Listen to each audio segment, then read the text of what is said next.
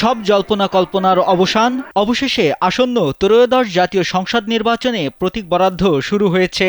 বুধবার দুপুরে জেলা প্রশাসক ও রিটার্নিং কর্মকর্তার কার্যালয়ে ব্রাহ্মণবাড়িয়ার সব প্রার্থীদের মাঝে প্রতীক বরাদ্দ দেওয়া হয়। ব্রাহ্মণবাড়িয়া ২ আসনের আলোচিত স্বতন্ত্র প্রার্থী ব্যারিস্টার রুমিন ফারহানাকে তার কাঙ্ক্ষিত হাঁস প্রতীক বরাদ্দ দেওয়া হয়েছে। কাঙ্ক্ষিত প্রতীক পেয়ে উচ্ছ্বসিত ব্যারিস্টার রুমিন ফারহানা জানান, তার ভোটার কর্মী সমর্থকদের তিনি প্রাণের চেয়েও বেশি ভালোবাসেন। তারাই তাকে এ পর্যন্ত নিয়ে এসেছে। তারা যখন তাকে দেখে, ছোট ছোট বাচ্চারা চিৎকার করতে থাকে, আমাদের হাঁস মার্কা, আমাদের হাঁস মার্কা। তাই এই মার্কাটা তার ভোটারদের মার্কা, তার মার্কা না। দেশের মানুষের দৃষ্টিশক্তিকে সুরক্ষিত রাখার প্রত্যয় নিয়ে এলো সেফ এলইডি লাইট।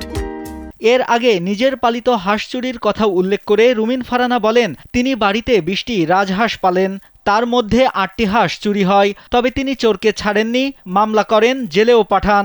এইবার আর তার হাঁস চুরি না করার অনুরোধ করেন তিনি। তবে কেউ যদি চুরি করার চিন্তাও করে, তাহলে যথাযথ ব্যবস্থা নেওয়ারও হুঁশিয়ারি দেন তিনি। আমার যারা ভোটার কর্মী সমর্থক, আমি আমার প্রাণের চেয়েও তাদেরকে বেশি ভালোবাসি। আজকে আমাকে এই পর্যন্ত তারা নিয়ে এসছে, তাদের ভালোবাসা নিয়ে এসছে। তারা যখন আমাকে দেখে, ছোট ছোট বাচ্চারা চিৎকার করতে থাকে, আমাদের হাঁস মার্কা, আমাদের হাঁস মার্কা। তো এই মার্কাটা আমার ভোটারদের মার্কা, এটা আমার মার্কা না। হাঁসগুলো যখন চুরি হয়, আমি কিন্তু চোরকে ছাড়ি নাই, আমি মামলা করছি, জেলেও ভরছি। আমার এই হাঁস যদি কেউ চুরি করার চিন্তাও করে, আমি যথাযথ ব্যবস্থা নেব।